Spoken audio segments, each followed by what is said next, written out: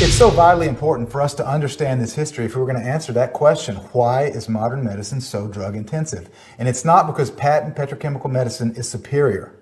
It's because of monopoly medicine, which was created over 100 years ago. The time of the late 1800s, early 1900s, 20th century, medical schools taught a lot of different things. There were homeopathic medical schools, there were naturopathic schools, there were eclectic herbal type medicine schools, and so it was all there. There was not one way. And what happened was that the Rockefeller and Carnegie foundations were interested in establishing the one way. How would they do that? Well, they would get a hold of the education system and create a medical monopoly via basically eliminating all competition to patent petrochemical medical education.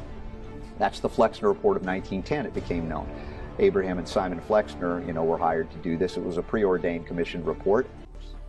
In return for the financing, the schools were required to continue teaching course material that was exclusively drug-oriented, with no emphasis on natural medicine. By 1925, over 10,000 herbalists were out of business. The word doctor actually means teacher, and so doctors should be educating their patients and teaching their patients, but unfortunately, the only thing that doctors are taught while they're in medical school is how to prescribe drugs. We got hours and hours and hours on how to use basically patent medicines, which, as you know, are what usually goes on the prescription pad as a molecule that can be patented, which means it's not found in nature, because you can't patent it if it's not found in nature, if it's found in nature, and that's what we get educated in. They don't get paid to educate people; they get paid to write prescriptions, and you can imagine the drug lobby made sure that's the case. The doctor is brainwashed when he gets out of medical school because the medical school has too much subsidization of the professors who are being paid by the drug company. So the professor never teaches any student in medical school, why don't you try vitamin C? They're going to tell him the latest drug. And that's by design, specifically. There, about over a century ago, there's foundations, the Carnegie and the Rockefeller foundations, who sort of engineered the curriculum through their grants and donations. Are you wondering what Dr. McCullough meant when he mentioned that the Carnegies and the Rockefeller foundations engineered medical school curriculum over a century ago? He was referring to the Fleksner report of 1910, which we covered in our last documentary. Not surprisingly, the basis of the report was that it was far too easy to start a medical school and that most schools were not teaching sound medicine. Let me translate this for you. These natural health colleges were not pushing enough chemical drugs manufactured by who? Carnegie and Rockefeller. The AMA, who were evaluating the various medical colleges, made it their job to target and shut down the larger respected homeopathic colleges. Carnegie and Rockefeller began to immediately shower hundreds of millions of dollars on these medical schools that were teaching drug-intensive medicine. In return for the financing, the schools were required to continue teaching course material that was exclusively drug-oriented, with no emphasis on natural medicine. By 1925, over 10,000 herbalists were out of business. By 1940, over 1,500 chiropractors would be prosecuted for practicing quackery. The 22 homeopathic medical schools that flourished in the 1900s dwindled down to just 2 by 1923. By 1950, all the schools teaching homeopathy were closed. In the end, if a physician did not graduate from a Fleksner-approved medical school and receive an MD degree, then he or she could not find a job anywhere. This is why today MDs are so heavily biased towards synthetic drug therapy and know little about nutrition, if anything. Very few know that the birth hour of the pharmaceutical industry is actually a deliberate decision by a handful of people on this side and on the other side of the Atlantic Ocean to define disease as a marketplace and build what has now become the largest investment industry upon that simple thought. So cancer is just one element of this unspeakable business of defining diseases as a marketplace.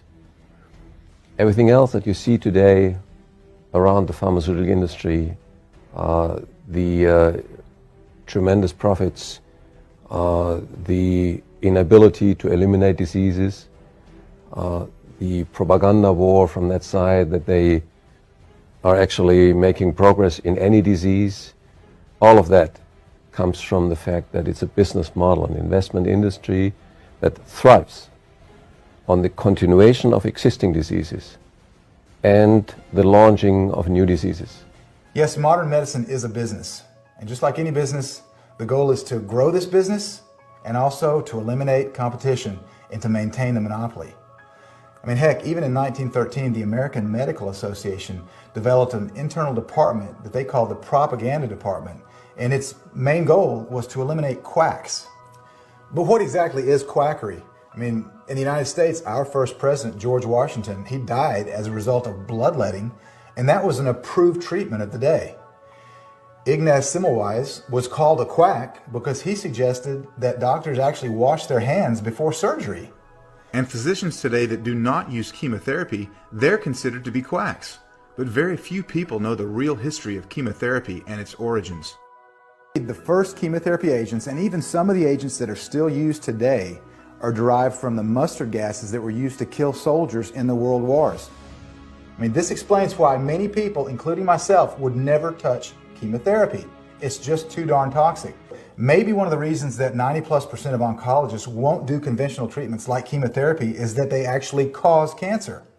Let's listen to Dr. Veronique Desaulniers, who actually cured her own mother and herself of breast cancer, talk about tamoxifen, which is the most popular drug prescribed to treat breast cancer. Tamoxifen is a drug that most women are put on when they have breast cancer, but they don't tell them that it's classified as a carcinogen by the American Cancer Society and the World Health Organization. So does it make sense to give women a carcinogenic drug that will cause cancers in other parts of her body to prevent cancer?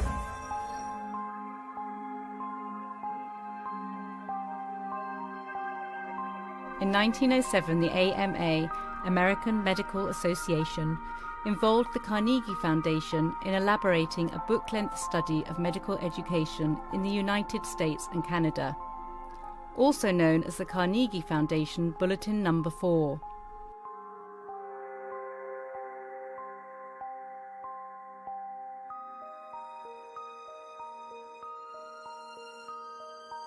The author, Abraham Fleksner, was an ambitious educator, neither a physician nor a medical scientist, but the brother of Simon Fleksner, employed by the Rockefeller Institute for Medical Research.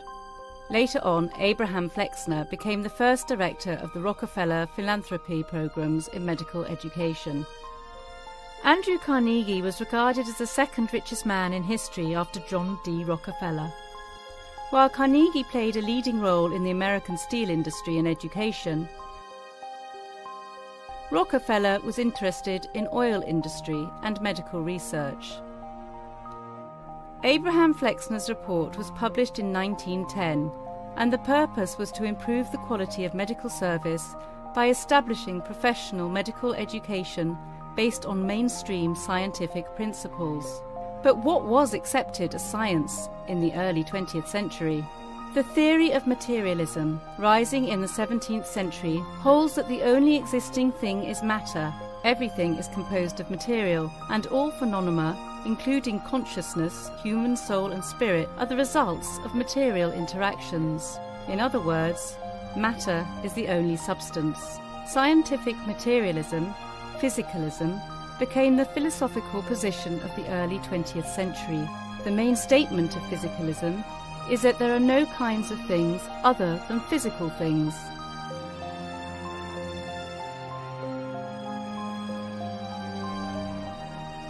When a hypothesis is repeated long enough, it often becomes a fundamental rule of life. It is assumed to be true. Before the Fleksner report was released, twice as many physicians practiced alternative medicine than conventional allopathic medicine, and medical knowledge was taught in small private schools all over the USA. The report changed everything, and backed by the police power of each American state, medical schools were obliged to follow the trend set by the Carnegie Foundation. The human body belongs to the animal world. It is put together of tissues and organs. It grows, reproduces itself, decays, according to general laws. It is liable to attack hostile physical and biological agencies. Herbs, homeopathy, chiropractic and massage were demoted as quackery. Small medical schools were either closed or merged into universities financially supported by industrial companies. In less than 10 years, the number of medical schools dropped from 650 to 50. The number of medical students decreased from 7,500 to 2,500, as they were unable to afford the high education fees. The report included a detailed regulation of medical education and pharmacology as the only solution against dreadful diseases. According to the present-day consequences of the report, no medical school can be created without the permission of government, and medical research adheres fully to the protocols of scientific research. Of the 1910s, materialism, medication and vaccination. Supply of physicians were restricted, incomes of the remaining practitioners raised, and conventional medical schools began to be centralised. In 1997, the WHO obtained full control over medicine as the validity of the Fleksnerov report was extended worldwide.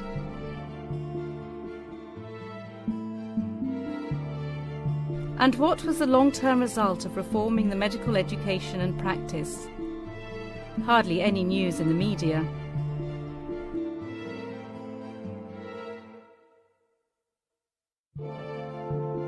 According to the 2003 medical report, Death by Medicine, 783,936 people in the United States die every year from conventional medical mistakes.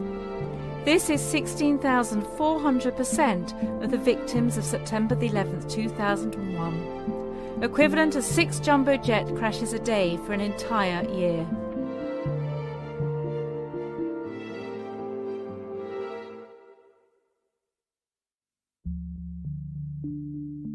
$106,000 of the nearly 800,000 cases are from prescription drugs.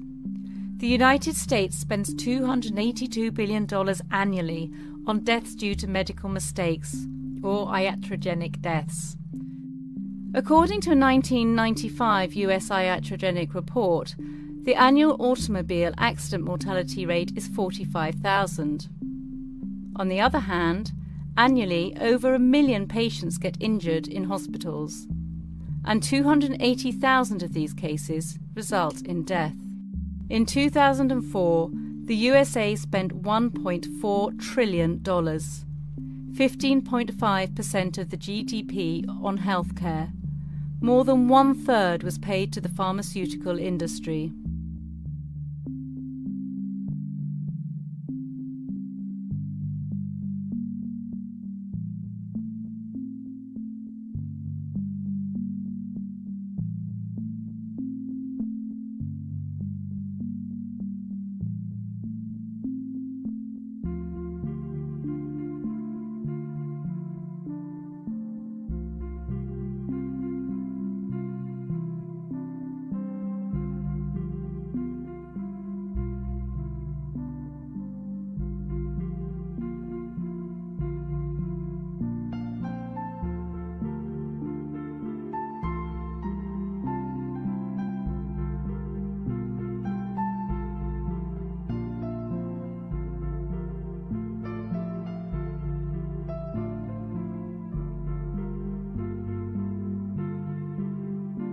After 100 years, we must raise the question, what went wrong? Despite the huge amount of money accumulated in the pharmaceutical industry, there are more dreadful diseases and sick people today than ever. You will find the answers in the Fleksnerov report, a documentation that created and enabled the terms of a centralized medical system and pharma industry to take over control.